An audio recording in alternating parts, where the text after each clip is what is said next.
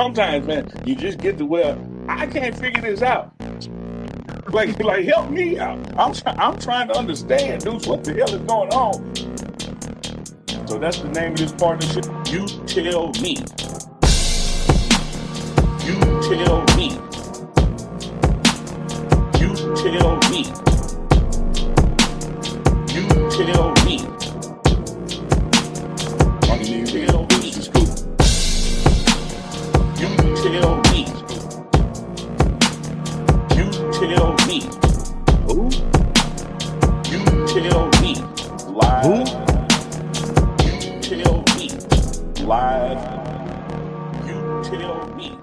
Live. Uncle Neely and Dukes, the scoop. SOB sound like the voice of God back there, coming in like Morgan Freeman. Sometimes, man, you just get to where I can't figure this out. Hold on.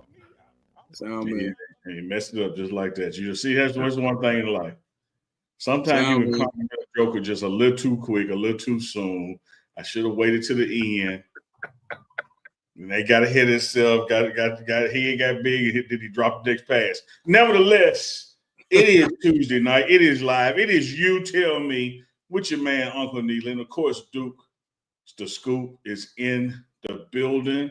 Duke's the scoop. As always, we're going to start it off with how you feeling, brother. How you doing?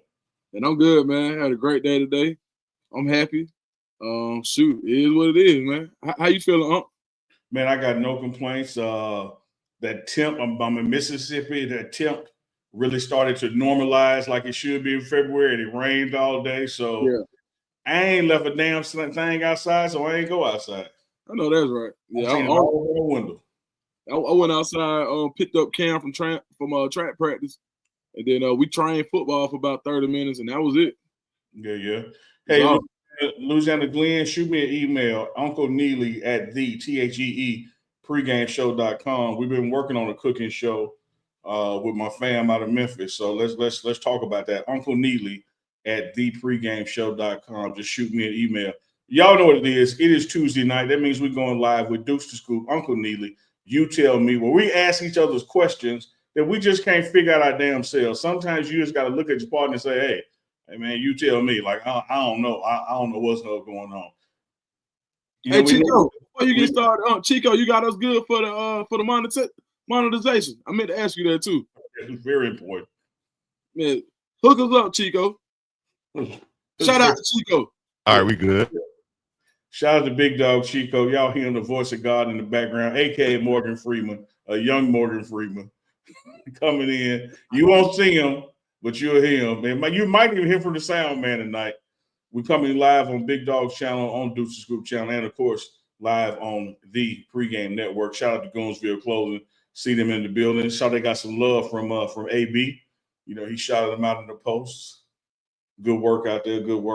Dukes, you want it first or it's on me? That's on you, man. We're going to let the home team run it tonight. All right, let's do it. Here we go, man. You tell me. Everybody. Just about everybody. You know, there's some people going for the Eagles. Don't get me wrong.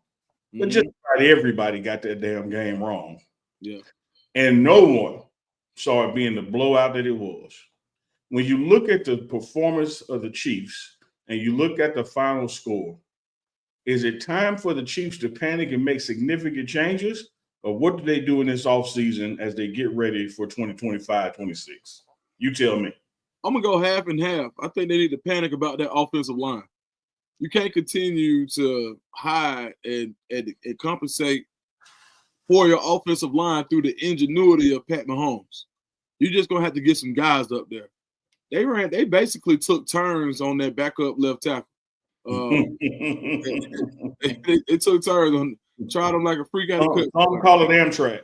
Yeah. I know where you were going. Yeah. I appreciate that. Oh, you worded that so eloquently, but for sure, man, they took turns on that man, dog. I think he may have gave up 4 sacks that game. So you got to show up the offensive line and not just with top. You can't be so top heavy with talent. And usually we see when teams find their quarterback of the future or their quarterback of the presence, their franchise quarterback, they spend so much money there that they have little money to allocate to other places. And that's where the lack of depth come from. comes from. When you look at what the Eagles did, they were able to use their money and they hit in free agency. They literally hit about 90% on their free agents, all the way down to bringing in Vic Fangio as defensive coordinator. So I think one guy that was a reclamation project that's going to get paid after coming to Philadelphia is going to be Mekhi Becton. But being able to bring in a guy that large of a human being, like 6'8", 300 whatever pounds, he was a first round pick. He rebranded himself in Philadelphia. The Chiefs do a good job of that in the wide receiver room.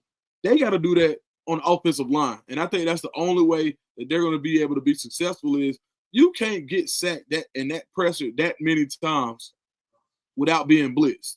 You just can't do it. Like, so that just talks to me about, and that screams offensive line play, in my opinion. You tell me, do the Chiefs need to panic?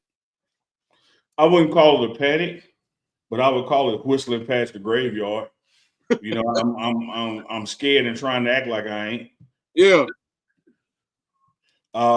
Because what I saw in the consistent and constant pressure of Pat Mahomes without dialing up a blitz, and as we pointed out, you know, on the morning run, a blitz is a pressure, but just because you pressure don't mean you blitzing, if that makes sense to people.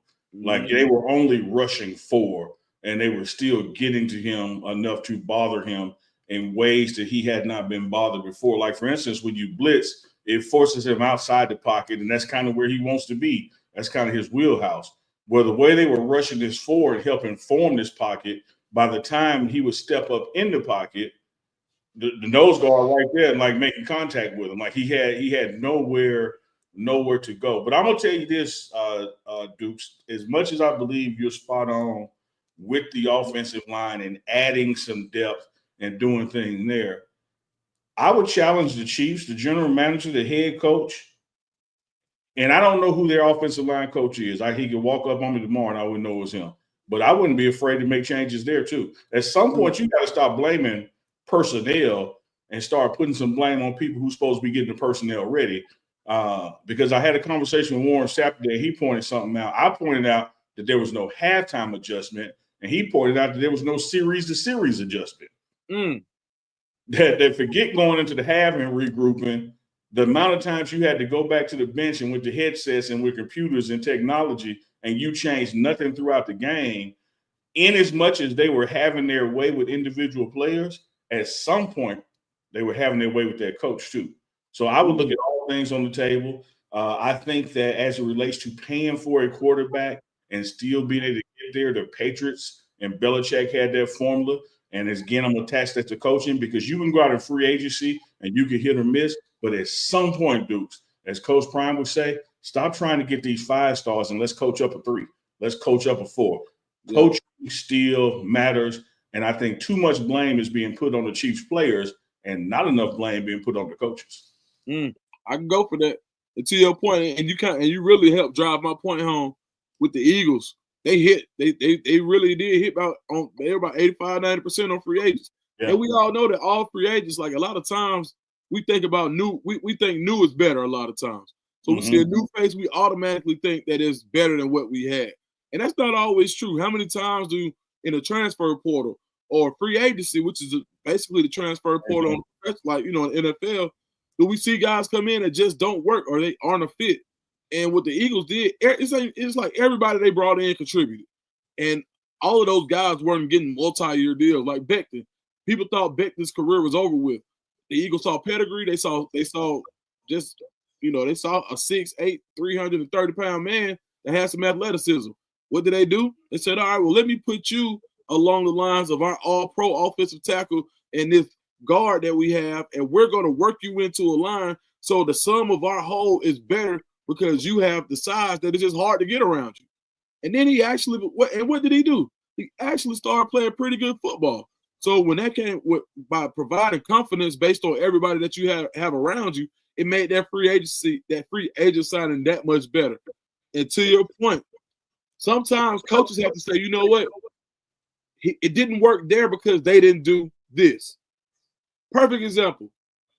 Andre Gerard, new assistant offensive line coach. 2003, Bill Parcells comes in and moves him off the center and says, you know what? Push him out the guard. I think we can get a better center. He literally gets benched that year at the last 2 games. Then in the year after next, not that year, the following year, the year after next, Tony Sperano comes in. God bless him. One of the best offensive line coaches in the history of the NFL. What does he do? Nah, Bill. One of the few people that can tell Bill Parcells I ain't going. Comes in and says, nah, Bill, that man is a center. Puts him back at center once his confidence may have been shaken because he got benched. And all he did was respond with the best stretch of his career. 5 straight Pro Bowls, of all-pro selection, and with the number 57 player in the top 100. So to your point, sometimes it's just got to be that position coach, and I think that's a great point. And let me hit you the fun fact before you hit me with your you tell me, because you mentioned Cowboys, Parcells, Gerard. Fun fact, I was at the old Texas Stadium before Jerry World was built. The night that they came back in from halftime and Parcells benched Bledsoe and put Romo in. And not only was I at that game, I was a guest of Andre Gerard. Wow. Look how life comes full circle. Man, what you talking about? Boy, he put us in one then. Yeah. All right, speaking of coaches, you tell me, Uncle Neil, when I was in Colorado, we were with D. Lou in the elevator, and you said, man, that's one of the ones that's going to be hard to keep him. Yep. And that's how you know you're picking the right ones. What? And this was in November. What was it about D. Lou that let you know that he was a star in the making and that people were going to come calling? Excellent. You tell me. I actually remember that conversation in the elevator. D. Lou has the ability to connect and coach. I have been around a lot of great coaches that could not connect. I have been around a lot of connectors that cannot coach. D. Lou had the ability to do both. Warren Sapp has it. Dancy, who also departed, has it. Hilo, who's moved up, has it. There's some people who are excellent teachers, but if you don't have that ability to connect to your student and where your student feels you cares about them and you're putting them in the position of their best interest versus your own best interest, like you talked about the coach moving Andre back to center and standing up to the head coach on it. I have seen D. Lou in a team meeting, players present, coaches meeting, and say, no, coach, talking to Coach Prime, I see it differently. And not in a disrespectful way, but in a standing up for his unit way. And when you have a guy like that that'll go to bat for his players, and when you had the success that the D-line had, I think they moved up from a laughing stock to 12 in the nation to number 1 in the conference, you knew the phone was going to ring. The phone was going to ring for Rob Livingston. And let me tell you this. I spoke with Coach Prime yesterday, and the name that he is working with or thinking of about coming in, it'll be a matter of time before their phone ring. One thing about Coach Prime, only been head coaching 4 years, but has already created 3 head coaches, has already had about 5 guys move up within their position on their side of the ball. So when you look at the impact of his coaching tree, he hires people that are credible, that are talented, and their phone is going to ring because people are going to see what they accomplished in Colorado because the spotlight is so big. Couldn't be before D. Lou and going back to Miami. You know, it's where he played ball, where he was drafted first round from. But I just knew it. I mean, I didn't even think about the elevated conversation until you just mentioned it. But I could just tell that that's a brother whose phone gonna ring. Let me tell y'all this, and I've said this since before the bowl game and into now this spring semester, but not quite spring ball. I told y'all there were going to be more coaching changes, and I still say there's going to be some more. You tell me. So from what I know about Coach D. Lou, I'm going to just talk about the conversation that we had when we were there where you introduced us. And in that short period of time, what I saw was a personable guy who was able to relate and wanted to know what was going on. So he's like, all right, Duke's like, all right, so this dude, Dukes, is getting walked around. I've been seeing this dude all day. What's up with you, man? What you do? Now, he had no reason, didn't know me from Sam, but he didn't have to come talk to me. And so what I think about, when I think about coaches, And you know, in our world, you got coaches who, because they're a coach or because they have this title or this status, they're here, right? These guys might have been the worst player on their high school football team. They might not even play at high school ball. They might be horrible people, but because they have this title, they put themselves here and they don't have time. Well, this guy is a guy who was snapping in his professional career, did it in his coaching career, did it in the NFL, did it at the University of Miami, got hired personally by Coach Prime, had no reason to take time and speak to me, but he did and made it about me and not him. Yeah. So what that lets me know is, one, you're relatable. Two, it's the type of guy I want to send into to someone's living room to go tell their parents on why they need to come to my school. And when you find guys like that who have the resume and they have relatability, to your point, you know that's a rock star. So shout out to D. Lou for moving on, and congratulations to him for being able to go to his alma mater. Yeah, I love that, man. And it's just part of his personality and makeup. Observant brother, you know, just like D linemen had to be observant and coaches had to be observant. He wouldn't go see you walking around that building and who you were walking with, whether it's me, Pretty Tony, or Coach Prime himself, and not try to figure out, hey, who is this guy? What role does he play? And how can he better my D line?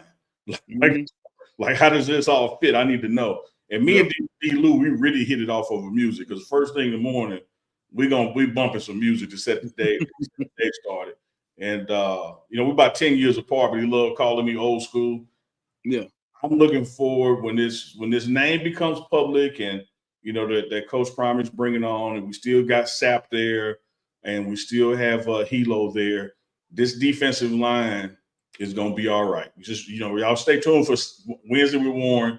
It's dropping in the morning. Y'all will hear that conversation with Coach Sapp as far as being the quote unquote last man standing in this D line room. I got a pivot for you, Deuce Scoop. Okay. Now it's gonna sound like it ain't a pivot, but it's gonna pivot. So watch this. All right. You talked about the fall off of the SEC in football. How when it came to them blue bloods, they weren't around at the end of the season. They got knocked around during the season. What the hell has happened to SEC football? But what we got to talk about right now, my brother, we got to talk about SEC basketball. Auburn number 1, Alabama number 2. They playing later this week. Whereas SEC football kind of hit some bumps in the road. SEC basketball is on the way up. You tell me, is that a coincidence? No, man. I think I don't think it's a coincidence. I think that it's really just a sign of the time for the area, right? When you include NIL, we talk about parity, right? Yeah. So the same thing that weakened the SEC when it comes to football increased its strength in basketball. See, there was never a day where Auburn could recruit consistently against Duke, or Alabama would consistently win against Kentucky or North Carolina. Like, and even though Kentucky's in the SEC, that was the SEC's blue blood team. Absolutely. But now you've got Arkansas with Calipari can go recruit against Kentucky and take his whole signing class, because NIL has created parity in basketball the same way it's created parity in football. So where it's taken away from the SEC on the football side, is given to the SEC on the basketball side. Because now you think about it, like Kansas, you know, Auburn win and recruit. Like, of course, I'm gonna follow Auburn more closely than the average person. And you do have a helmet behind you. You feel me? And the way they recruit, basically they recruit with a national imprint. One of the national players of the year they went and got from Morehead State a few years ago. He wasn't considered going to Auburn years ago. But now with the way things are set up, you're able to keep him. And this is a guy who would have went to the league before NIL.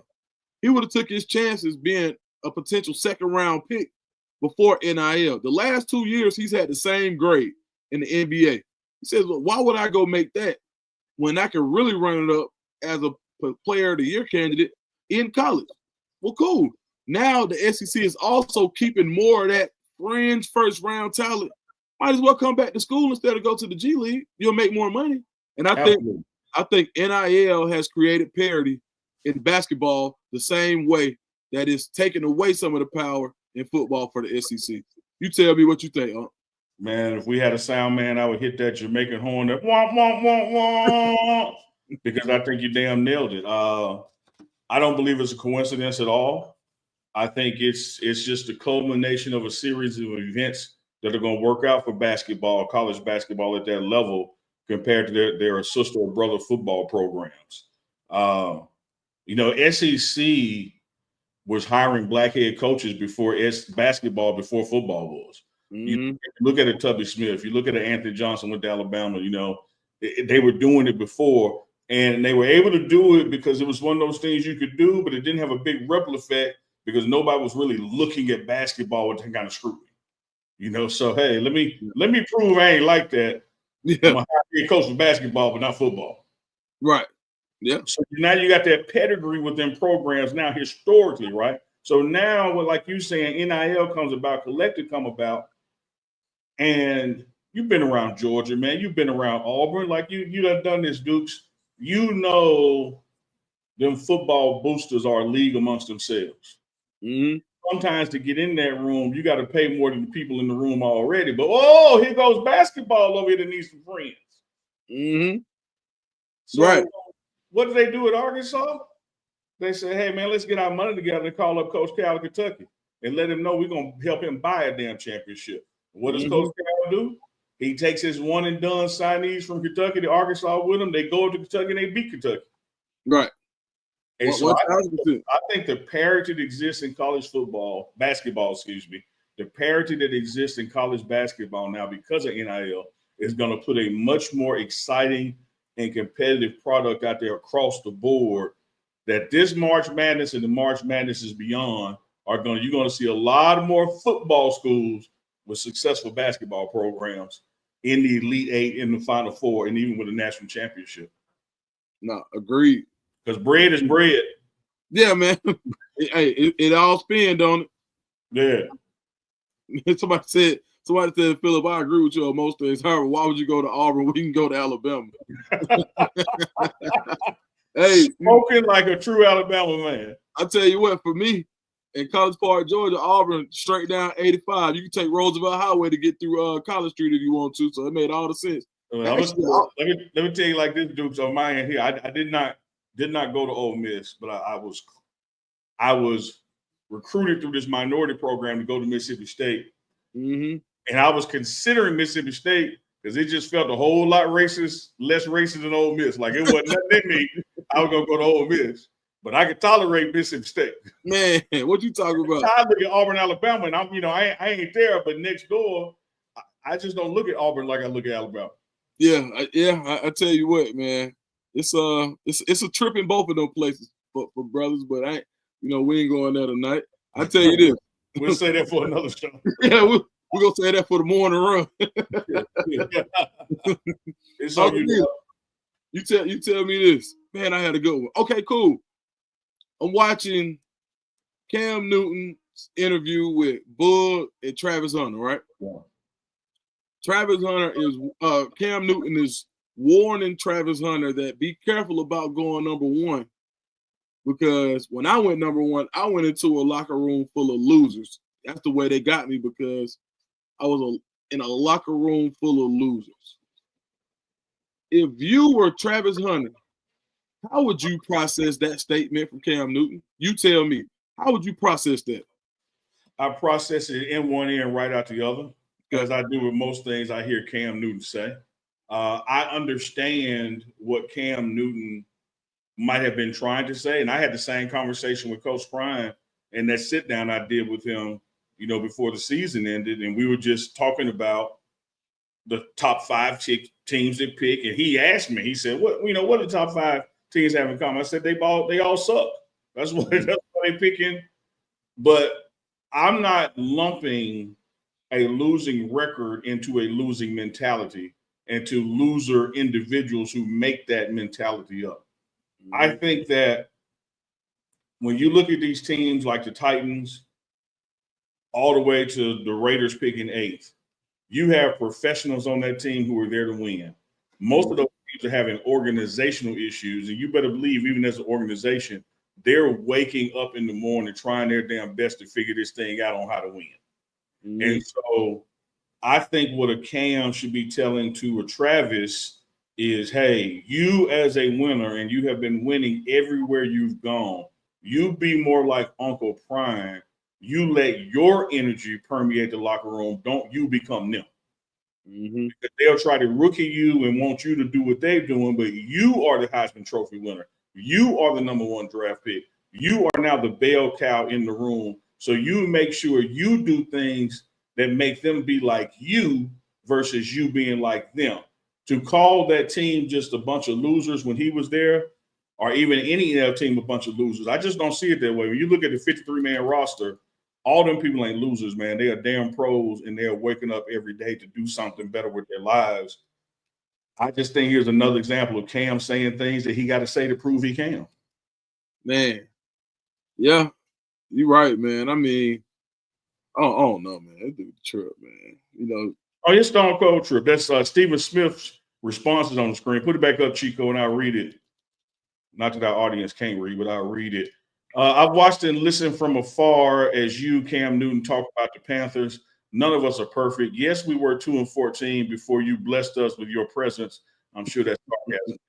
The way you have talked about the Panthers lately, I'm very disappointed. I wish you nothing but the very best. I'm done. I feel you, Steve. I feel you. Now, that's on one hand. On the other hand, like when Coach Prime inherited the 1-11 Colorado Buffaloes, he knew that, hey, there's a losing spirit in here. We got to get some of these people out of here, because if we're not careful, their spirit will be contagious upon us before our spirit is contagious upon them. And I think that does have to happen at the Titans, should that be where Travis goes with the first overall pick. But to lump that whole team organization together as losers, I disagree. Yeah, I mean, to your point, man, Cam, like, I don't know, man. Cam is kind of like, you know, all right, man, I don't know, man.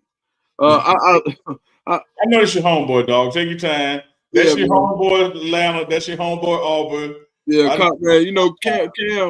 So we from like two parts of the same for the same hood. To be honest, like he from the Welcome All part, and I'm from back towards Main Street. So, but I'm gonna say this, man. Like, it's sometimes people just got such a high opinion of themselves based on what they've done, and through the scope of his eyes, I can see being a winner. This is my attitude, but that's also the attitude that why you wouldn't call a Cam Newton at the end. And, you know, when he was going on and said, I know it ain't 30 quarterbacks better than me. He answered his own question. You remember that? I know it ain't 31 in the league better than me. And nobody called. Because guess what? He was right. But the fact that he let everybody know he was right was the same reason he didn't get that phone call.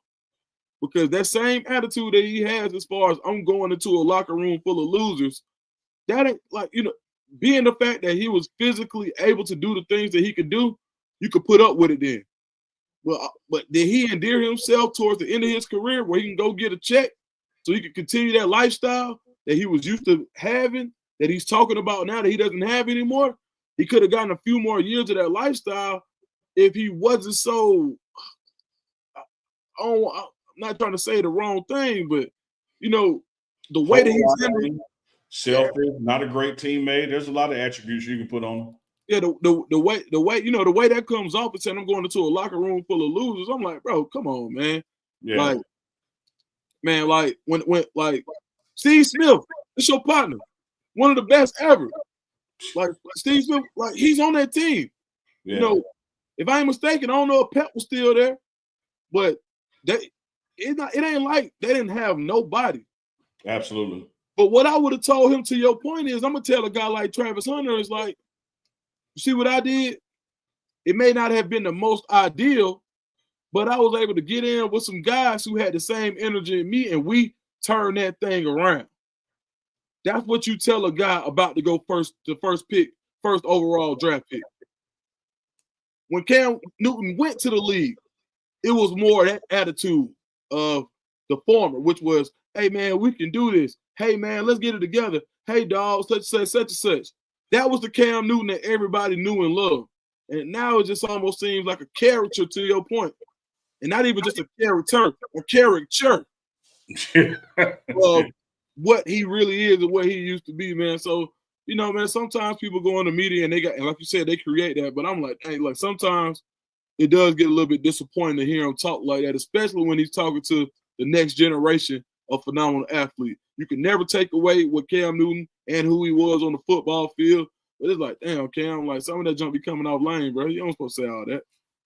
Well, dog, one of the things you and I talked about when we talked about the Batman movie with Heath Ledger and how Heath Ledger nailed that part as a Joker. And you get the Joker in there, you get the Batman in there, you get Two-Face in there, you get Commissioner Gordon. And one of the best themes from that movie that was oft repeated was you either die the hero or live long enough to be the villain. And Cam Newton has lived long enough to be the damn villain now. And it goes back to for me, that moment when he didn't jump on that fumble. Like made no effort to get it.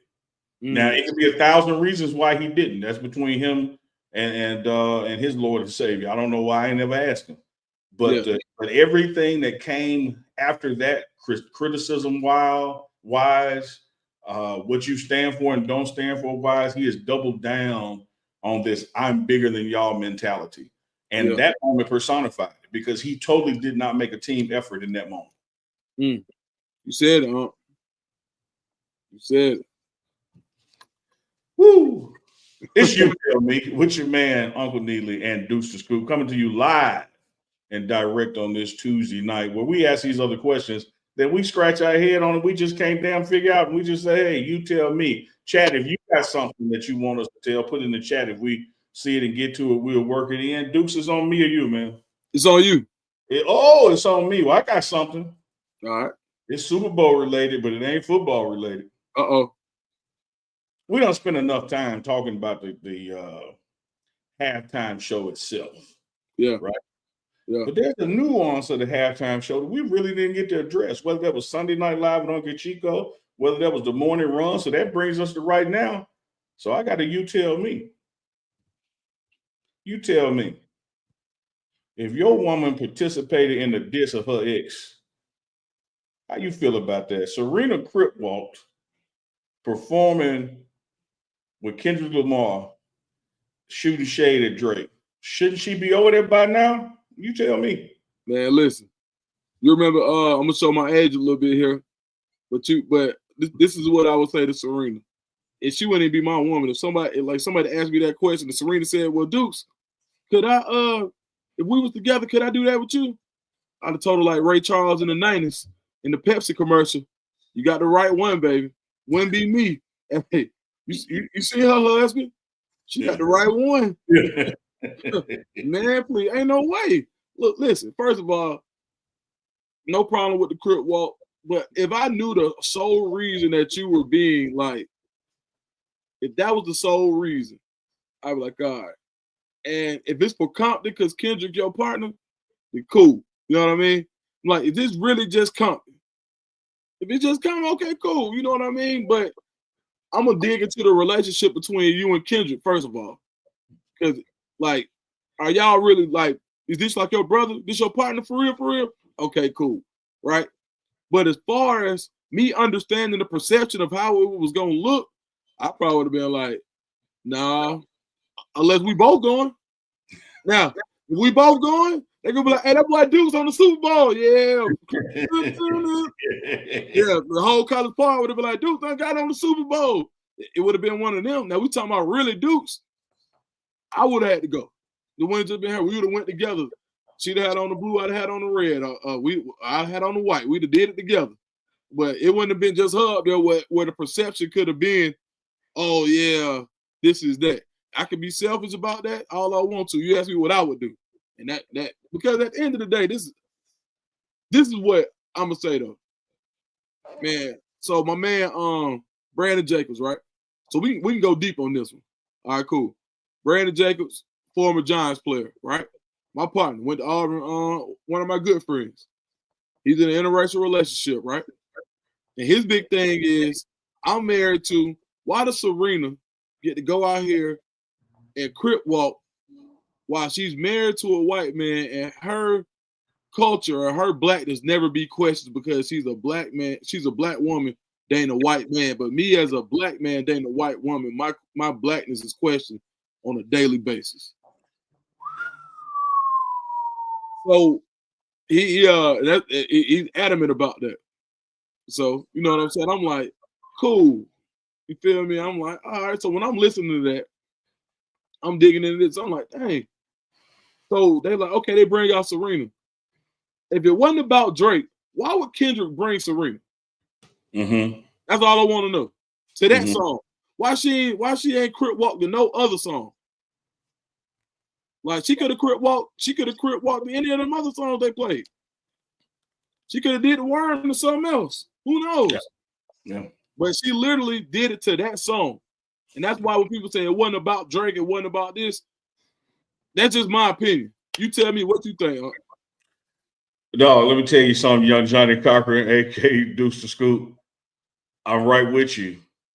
You know, when you attach her crip walking at the Super Bowl to being chastised for crip walking in Wimbledon, let me tell you why they don't carry a lot of water with me. It ain't no in the world that Kendrick or his people called her up and said, hey, we want you to come to the Super Bowl and crip walk to show them Wimbledon people up. Because had that been the case, just like you said, she would have done it doing one of the songs during the performance. Mm-hmm. But the fact that her and Drake used to have something, and then that Drake, when it ended, had some things to say, and now she done moved on, got married, had kids, all this kind of stuff. But she gets an opportunity from an invite from Kendrick to crip walk, and she does it during that song. Let me tell you this, Dukes, and I'm gonna leave you with this. Yeah. We talked about Sam Rothstein. We talked about Forrest Gump. Go ahead and put Mr. Serena Williams right there in that same list. Hey man, you know what? Okay, cool. And see, Duke, Chico's so damn petty. Ain't nobody asked her to pull up no family picture. Man. Now you go. And I'll say this too, COVID number 24 and 8. He says, y'all really missed the meaning to Kendrick's whole halftime show. Dog, don't come in here with that intellectual stuff that somebody over our heads. We know they was dressed like the American flag. We seen that it was established like a prison yard inside of a PlayStation controller. Ain't none of that went over our head. We talking about a married woman participating in the diss of her ex. Like, stop trying to act like we ain't smart because somehow we don't get it. We get it. But I'm just saying, ain't no damn way that when he called her up, that it wasn't, hey, you want to get Drake back one time with me? I mean, that's what it seemed like, because really her and her husband was just going back and forth, I think. That would look like to me, though. But, hey, you tell me. Nah, I ain't going there tonight. I don't know, you want to? Nah, I ain't going there. I was really for to go there. Hey, now notice now, when you be about to go somewhere and you change your mind, I don't press you like I do Chico. Yeah. I go ahead and accept it, go ahead. But with Chico, be like, no, I'm like, no, come on, say it. Say it. Either way, it's on you, my brother. Hey, man, shout out to Chico, man. Chico be like, should I go on? You be like, yeah, go on, Chico. I'm like, Chico, no, bro. It's a setup. Chico be like, no, it ain't. Give me the shovel, Dukes. I got this. I'm like, man, that's my dog too, man. Love Chico, my big cousin. So, man, look, you tell me, No. If you weren't doing what you do now, and you could pick another dream job, you tell me, what would your dream job be? Teaching 10th grade economics or American history in high school. Man. I don't want to teach no little kids, and I don't want to teach them too old. But I think the more young Black males can learn about real American history and how the real economy works. Keisha Love, I appreciate that. I would strip at night and on weekends, but that he's my main job. I used to strip and do hair. I was a part-time stripper and did hair. So But I know that world. Man.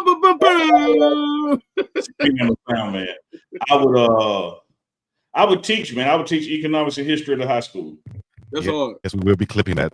Also, we will be clipping that. We need to clip your damn T-Boone mic with all that static. That's what we need to clip. What? So you said economics, and what was the other one? History. Okay, for sure. Would it just be Afrocentric history, or be everything? Oh no, I'm gonna teach. I'm gonna see. Here's the thing that we gotta appreciate.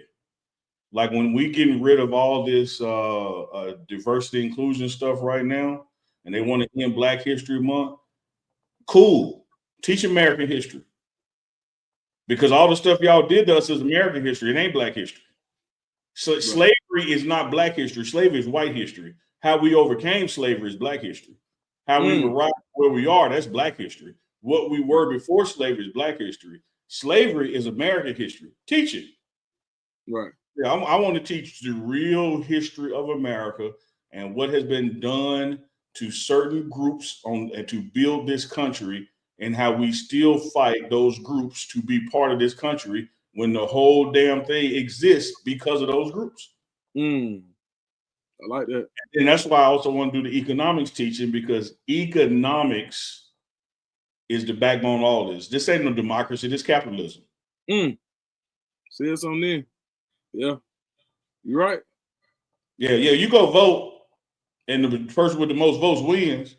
But who controls who gets the most votes? The money. So it's still capitalism. Yeah. Right. Yeah. What about you? What would you be doing if Deuce to School didn't have internet access and a YouTube channel? Man, you know what? Mama Tia said, y'all wrong. You did it, Chico. No, press them. These schools, what were you going to say? Mama Tia's like, nah, y'all do the Chico. Nah, Mama Tia, I ain't going, Mama Tia. Nah, I tell you what, to be in my heart of hearts, man, I'd probably be like one of the people that gamble with other people's money. Like, you know, like on ESPN, like you get like other people's money, you gamble, so it ain't like my dream job. Like, I wish I could play like in a professional taunt league, like either professional taunt or professional spades. Professional spades. I would be a professional spades player, and the championship would be at the biggest cookout in the biggest backyard in the best place in the summertime, dog.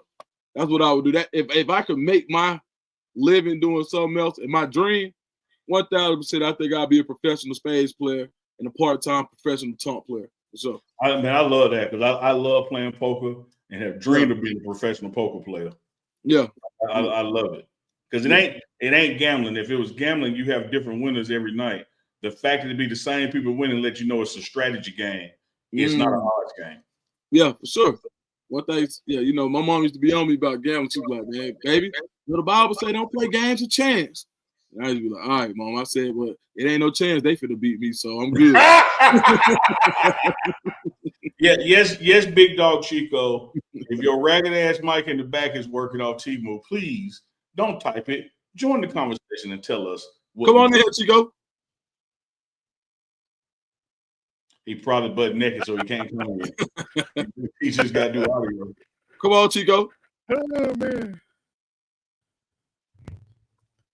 Look at him. I might just do audio. Can you hear me? Is my mic messed up? It's a little ragged, but go ahead. I have to fix my mic first. Go ahead. Oh yeah. Well, just let us know when you're ready.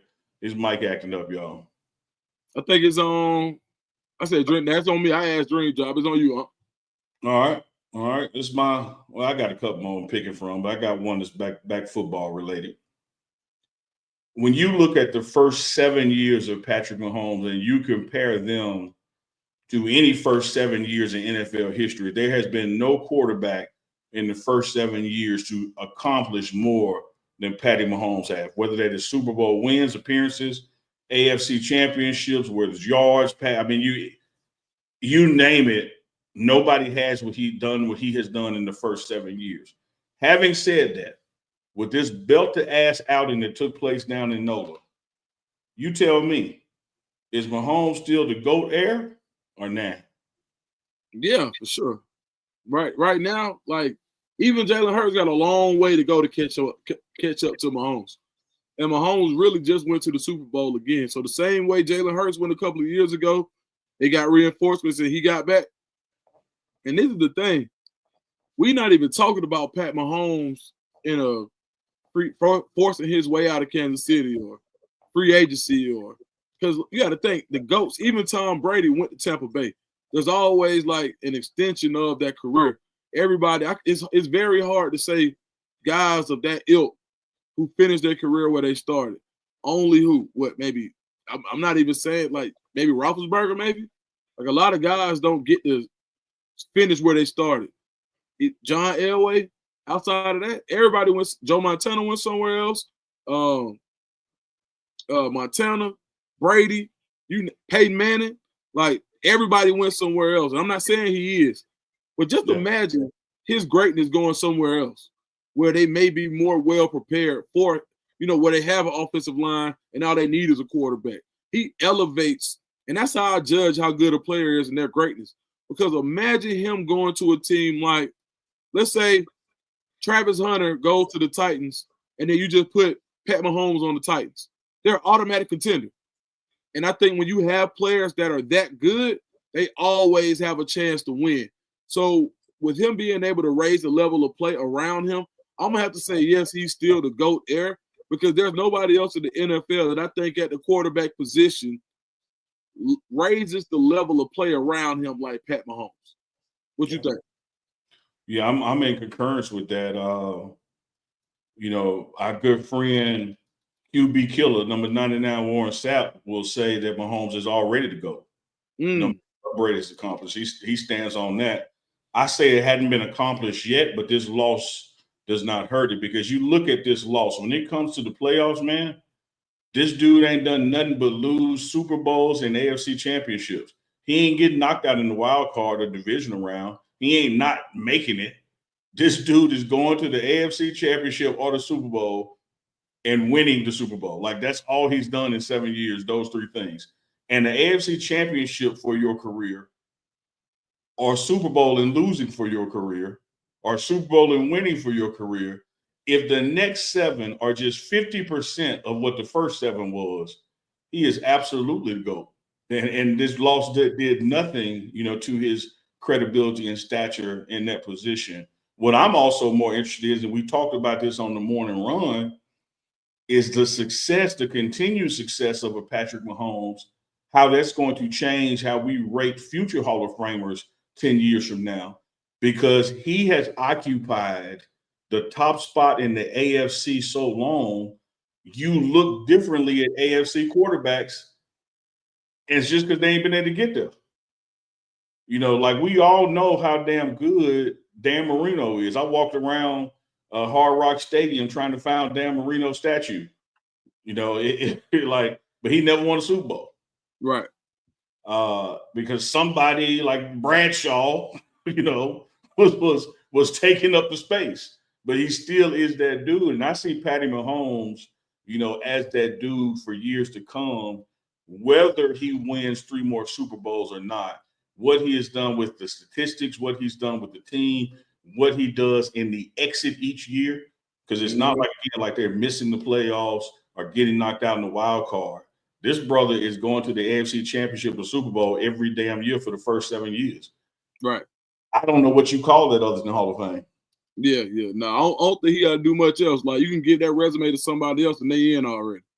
Like, I do got to say this to you, Deuce, before you hit me with the last one. When you had the discussion, you tell me what you want to be if you wasn't doing right now. Shout out to Renee Rainer who said she won't be Mama Tia financially. Like that cracked me up.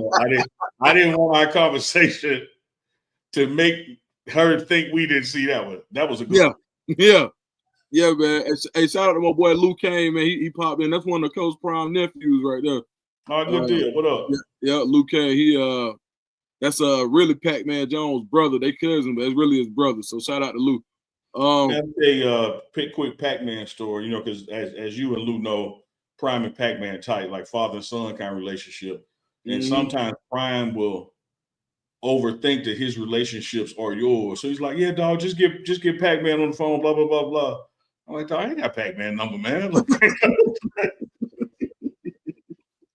So then he texts us, me and Pac-Man, like, Pat, this Neely, he gonna call you. Like, you could have just called him and handed me the phone.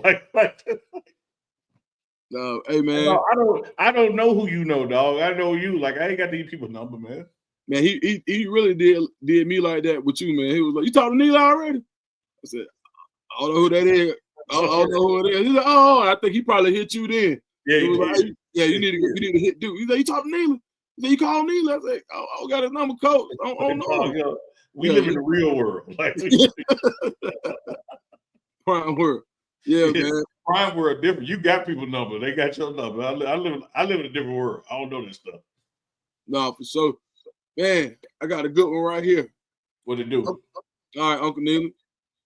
If you had to rank Super Bowl performances that you remember, top 3, what 3 would you go with?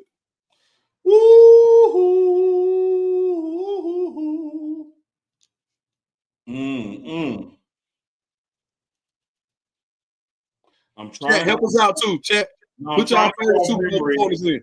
I'm trying to go off memory, and damn, man, I hate to do this to you, Deuce, but you got to remember, you asked. Yeah. That damn Patriots come back on 28-3. Yeah. Like, dude. Man, hell no. We talking about halftime. I should have been clear. Nope, I ain't even letting you go there. Okay, all right. I'm just saying. When you tell me ones I remember, yeah, I'm like, who didn't think that game was over? Yeah. No. But I was going to say, now you asked me. Yeah. Yeah. Hey, I'm gonna get to your question, but dog, like, what was it like being a Falcons fan in that moment? Man, let me tell you. I hate to take your "you tell me" and hijack it, but you tell me, dog, what was it like for a Falcons fan to be up 28-3 in the Super Bowl and lose? Man, let me tell you. I'm at my pop's house. Cool, right? Everybody in them at the time. My daddy probably about 73. He 82. Daddy probably 74, 75. Big ribeyes. Everybody kicking it, right? Good food, good drink. Cool. Watch this. 28-3. First thing that happened that weekend in Atlanta, one of the reasons why Hart, looking back over it, I was kind of like, man, we should have saw the signs. The first thing they did was say they're going to let the strip clubs be open on Sunday, right? So most of them in Atlanta, the only ones that's open is really like pinups and like City of Atlanta, you can't have them. Fulton County, it's only like the Cab. So pinups and Blaze, the only place you can really go on Sunday in Atlanta. All right, keep that in mind. So they say everything can stay open first and foremost. So cool. Everybody got their plans, how much money it's going to be. Well, nobody really stunned because the Falcons was running through everybody. Then they come out, boom, 28-3. Everybody on the phone, where you head? Where you finna go? Ooh, people starting to get ready. You know what I'm saying? I got to go change clothes. Everybody getting ready. Then it's 20. Then I think 28-10, 28-17. People starting to get nervous. And then boom. Devontae Freeman missed that block. Yep. At that time, and my dad went up and win the bet. I said, oh, damn. Like, he was like, I already know how this finna end. Been a Falcon fan his whole life. I said, man, he just went up and win them back. So still me and my sisters out there. And then we just watch it. And it's just like a bad dream. And so that whole day, I mean, really, you know how Atlanta people get. It was lit. The whole city was lit. Absolutely. Man, the city was lit. I'm telling you, everybody was getting along. The Bloods and the Crips was together. I'm telling you, everybody was getting along in Atlanta. Man, it's like, and on Monday afterwards, after that game, it's like the air had been taken out of Atlanta. People was coming to work late. Didn't nobody get marked off. Some people didn't go. You know what I mean? When I went to work the next day, man, didn't nobody say nothing. It was quiet in there. I'm talking about, man, like, you went in there. When I went to go get breakfast from the cafeteria, the lady that threw the eggs on there, she didn't even charge me. She just let me keep walking. She didn't even look at me. I just kept on walking. That's how I felt, bro. It's like I never seen Atlanta be so deflated. Like when we lost to the Broncos in '98 with Ray Buchanan and them, but nobody really tripping because we was playing with house money. We didn't never absolutely. Like, you know what I'm saying? We shouldn't even got there after that Gary Anderson missed field goal in Minnesota. But this time around, but it's like everybody in the city got punched in the stomach. Even the people from Atlanta who hate on the Falcons, They left everybody alone on that Monday. Because in Atlanta, it don't take you could poll 4 people from Atlanta, and one of them gonna be a Falcons hater. They're gonna hate the Falcons. And you get it because it's a real deep mental thing, because it's like we can't never have nothing nice. That's how it feels. Yeah. And man, that was just the epitome of we can't never have nothing nice, man. And I appreciate you letting me vent, man, because no, man, I had to. I'm like I said, I'm gonna still answer your question, but you know, I've seen the growth of Atlanta since I was in college, and it's probably already happened where there are more people in Atlanta now that are from Atlanta. So that's where that one hater comes from. But the people who born and raised there, y'all love the Falcons, and here y'all were with this Super Bowl victory, up on the GOAT, 28-3, and like I can't even make fun of people about it, man. The shit hurts me because it hurts y'all. Like who in the world? Woo! Mama Tia dropped another 50. I don't appreciate that love, Mama Tia, with the super chat. Hey, I want you all to know, let's take this to a different level. I work at a company where I work with fire, 2,000 degrees, kill. Thought though a nuclear 25, I had to bounce. I lost that point, but I feel you. Mama Tia out here testifying. Okay, Mama Tia. Get with it. Okay, you can't have a testimony if you ain't had no test. And she been tested, so she has a testimony. Dukes, let me get to you tell me. All right. You specifically asked me about halftimes, not Super Bowl. So let me tell you this in no particular order, but number one. Prince, when it started raining, Rain had been in the forecast, and the rain did not start. But once he started playing Purple Rain, and they had that curtain blowing, his silhouette in that rain, can't beat that. Next one, Michael Jackson standing there not doing a damn thing, and people faint. Mike just standing there, and they losing their damn minds, and they didn't drop the beat until he took them shades off. So shout out to the producer for letting that moment be milked, because you know when you're on TV like that, every second counts. Like they coming out that locker room to play the game, and you really ain't got a lot of time to ass around, but they let Mike stand there and milk that moment. And hey, because I'm Janet Jackson's #1 fan and also a big fan of titties, I got to put that at number 3. Sorry about that, Mama Tia. Y'all pray for me, but I got to put that at number 3. So Prince, MJ, Janet Titty. You tell me, Dukes. Man, shout out. Oh man, somebody said Neely. Hey, boy, you crazy, man. Crazy. What they say? Crazy as a bed bug. It's crazy. I'm just saying. You asked. Like I tell everybody, when we do You Tell Me, we don't share these questions up front. I ain't know that man was going to ask me that. So these are honest, on-the-spot answers. All right. Oh, okay. I love Titty now. I don't think I saw Prince live. What year? You remember what year that was? I don't remember which year, but Chico back there will find it out. All right, I'm gonna go with. I remember Mike. I was young, but I remember Mike. One. I'll probably go with just because I knew a lot of the songs, the theatrics. I would probably go a tie for 2 with Dr. Dre and them, Dr. Dre and Usher. Tie for 2. I knew a lot of the songs. Yeah. 3. Man, I know just because, but when they found a way, and it should have been a whole Outkast show, but Andre didn't want to do it. But Big Boy in Atlanta, I thought that was cool being able to put on for the A in your hometown at the Super Bowl. So I'm gonna go Big Boy in the A. I love that. And Keisha Love, I was just about to tell the story as we get out of here.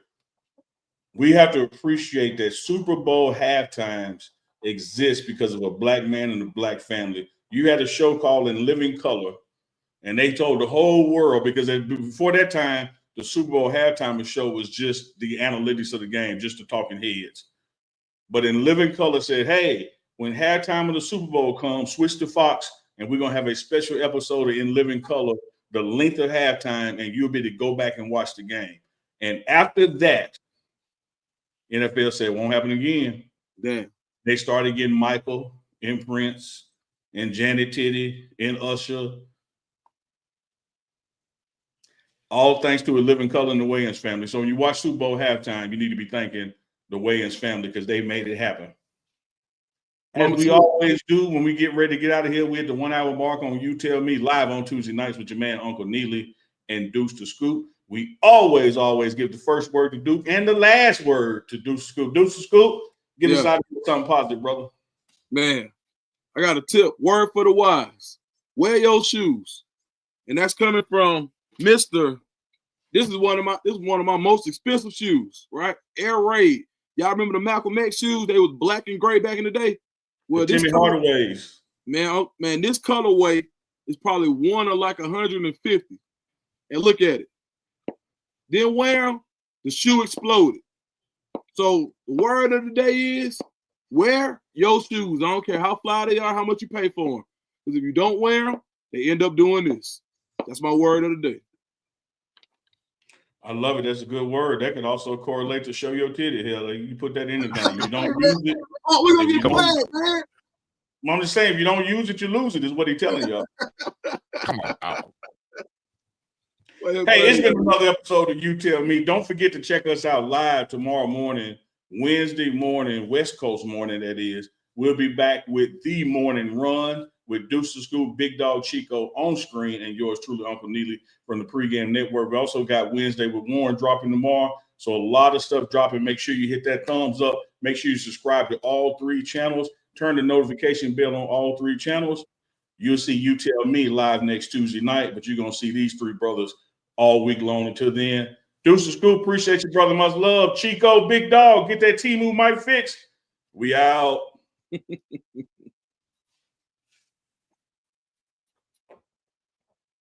Well, I can't figure this out.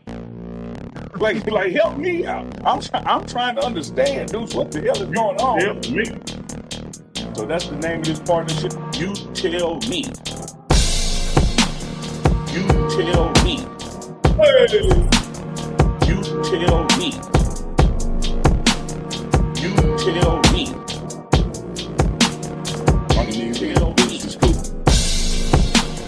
You tell me. You tell me. You tell me. Live. You tell me. Live.